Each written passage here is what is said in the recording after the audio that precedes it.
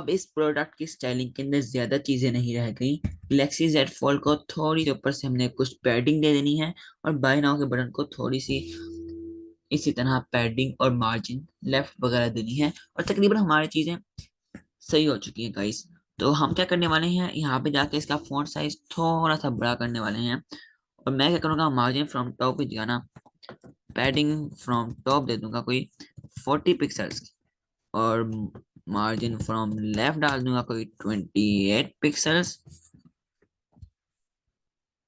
तो यहाँ पे आप देख रहे हैं हमारी वेबसाइट बिल्कुल एज इट इज नजर आ रही है भाई। तो मैं जान चुका हूँ कि चीजें बिल्कुल फिट हैं। लेकिन अगर आप यहाँ पे देखें तो ये बॉक्स थोड़ा सा बड़ा है और हमारा जो बॉक्स है ना वो थोड़ा छोटा है। या फिर हाँ, तो हमें बेसिकली पैडिंग को थोड़ा बढ़ाना पड़ेगा और मैंने उसको ऐसा कर दिया। तो अगर आप यहाँ पे देखें तो हमारे बॉक्स का जो एक कलर है ना उससे बटन बाहर आ रहा है। तो उसके लिए हम पैडिंग को थोड़ा सा और बढ़ाने वाले हैं और बेसिकली हम यहाँ पे जाएंगे डॉट वन के अंदर, यहाँ पे जाके पैडिंग फ्रॉम टॉप ना कोई 64 पिक्सल्स की रख देंगे। तो अब अगर आप यहाँ पे देखें तो मुझे इसको इंस्पेक्ट करके ठीक करना पड़ेगा, मुझे लग रहा है। तो इसलिए मैं इसको इंस्पेक्ट करने वाला हूँ और यहाँ पे जाके मैं इसकी जो पैडिंग फ्रॉम टॉप है ना वो थोड़ी बढ़ाने वाला हूँ। तो बेसिकली मैं इसको 64 कर दूंगा, बल्कि 64 डन रहेगी। 64 कर दूंगा और इसी में को थोड़ा सा ऊपर कर दूंगा। तो मैं इसकी 64 करने वाला हूँ, यहाँ पे जाके इमेज और टेक्स्ट दोनों को थोड़ा सा ऊपर करने वाला हूँ। तो अगर मैं यहाँ पे जाके देखूँ तो मार्जिन फ्रॉम टॉप अगर 25 डाली गई है तो मैं यहाँ पे आई नो 21। और अगर पैराग्राफ की बात की जाए तो पैडिंग फ्रॉम टॉप 40 पिक्सल ही रख देता हूँ। ये देखते हैं क्या होता है। कोई बटन को कोई सही जगह नहीं मिली तो हमें कुछ और चीजें करनी पड़ेंगी गाइस। हमें बेसिकली यहाँ पे हमसे कुछ गड़बड़ वो ये हुई है कि अगर आपको याद है तो मैंने यहाँ पे पैडिंग फ्रॉम टॉप पहले नहीं डाली थी और डालनी भी नहीं चाहिए थी मुझे। तो मैंने गलती क्या की थी, मैंने पहले क्या किया था भला, मैंने पैडिंग डाली थी यहाँ पे और यहाँ पे पैडिंग फ्रॉम लेफ्ट डालनी थी, यहाँ पे पैडिंग डाल के 15 VW कर दिया था। अगर मैं यहाँ पे सिर्फ पैडिंग लिखा है था और मैं यहाँ पे पैडिंग फ्रॉम लेफ्ट 15 VW करता तो तमाम चीजें एज इट इज आ जाती।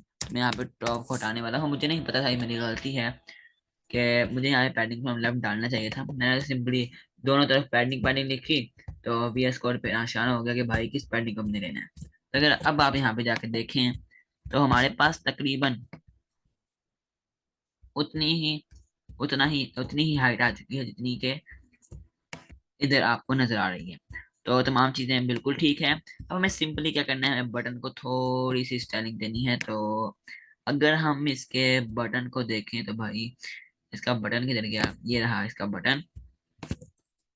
इसके अंदर पैडिंग 13 है, बॉर्डर एरिया 28 पिक्सल है, बॉर्डर नन है। तो बेसिकली हम करने के वाले हैं, हम इसको मार्जिन फ्रॉम कोई टॉप दे देते हैं। कितनी दे दूं भाई, कोई 20 पिक्सल काम बन जाएगा। तो हमने देखना कुछ इधर है, तो अगर आप देखें तो नहीं बन रहा काम। तो मार्जिन फ्रॉम थोड़ी लेफ्ट भी देते हैं और यहाँ पे हम इसको स्टाइल कर लेते हैं, इंस्पेक्ट करते हैं और स्टाइलिंग को यहाँ से फिर कॉपी पेस्ट मार देंगे वहां पर।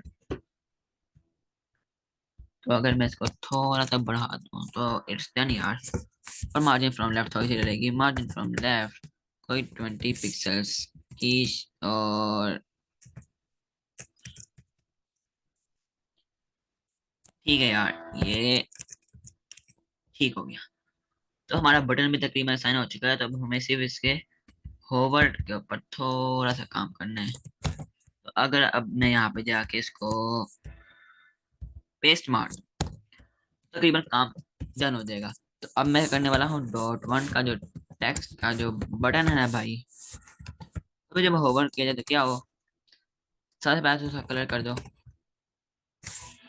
क्या कलर है भाई, कलर भी तो देखने दो हमें। तो कलर कुछ इसी कलर का है जिस कलर का ये बैकग्राउंड है, बस ग्रे के अंदर है। तो हम समझो ग्रे रख लेते हैं। और बेसिकली मुझे बैकग्राउंड कलर सेलेक्ट करना है, कलर नहीं बैकग्राउंड कलर सेलेक्ट करना है।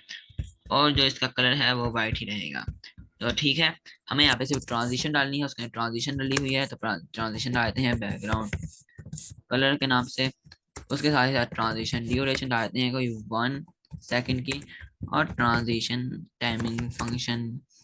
तो अगर मैं यहाँ पे लिख दूं इज इन आउट तो इट्स नॉट बैड यार। तो अगर आप यहाँ पे देखें तो मैंने कर्सर पॉइंटर बेसिकली नहीं बनाया है। तो आप देख सकते हैं कलर बिल्कुल ग्रे ही था, या कोई थोड़ी सी स्टाइलिंग अलग हो सकती है। तो कर्सर पॉइंटर का, जो यहाँ पे पॉइंटर ना लिख देना भाई, कर्सर पॉइंटर के अंदर कौन सी ट्रांजिशन। तो यहाँ पे हमारे पास कर्सर पॉइंटर बना हुआ आ जाएगा। तो कुछ इस तरीके के साथ बाय नाउ का बटन तैयार हो गया। अब हमें इन दो सेक्शंस को तैयार करना है, जो एक ये वाला सेक्शन है और एक ये नीचे वाला सेक्शन है। तो ये भी कोई काम कोई बहुत ज्यादा मुश्किल नहीं है, सिंपल है। तो चले शुरू करते हैं। फिर आप वरना आप बोलेंगे कि भाई सिंपल है तो बातें क्यों कर रहे हो, बनाना शुरू करो। तो डॉट प्रोडक्ट टू, उसके साथ ही साथ डॉट टू, भाई मुझे कस्टम नाम में रख रहा हूँ, मुझे कोई बहुत अच्छे नाम नहीं आते। और डॉट, मैं कहता हूँ टू का जो टैक्स है ना उसके नाम से एक बनाया था। साथ ही साथ IMG रखता हूँ, साथ ही साथ एक P का टैग, साथ ही साथ एक बटन। तकरीबन सारी चीजें है। तो अब हमें इसकी इमेज को तकरीबन, अगर मुझको याद हो तो यहाँ पे मैंने देखी थी लास्ट टाइम, और यस ये वाली है। तो स्मॉल इमेज 1 PNG है।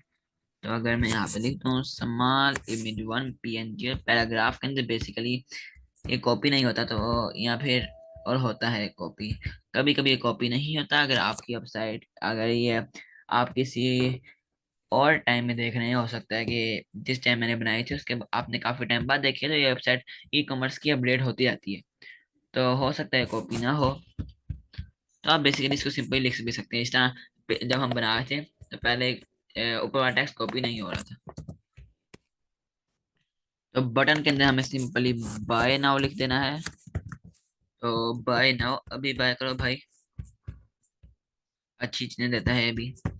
अगर अब हम यहाँ पे जाके इस पेज को रीलोड करें, और हमें यहाँ पे कुछ ये इस तरीके के साथ नजर आएगा। अब हम इसको सामने कैसे लाने वाले हैं, ये चीज हमें सोचनी पड़ेगी। तो इसके लिए हमने कुछ स्टाइलिंग लिखनी है।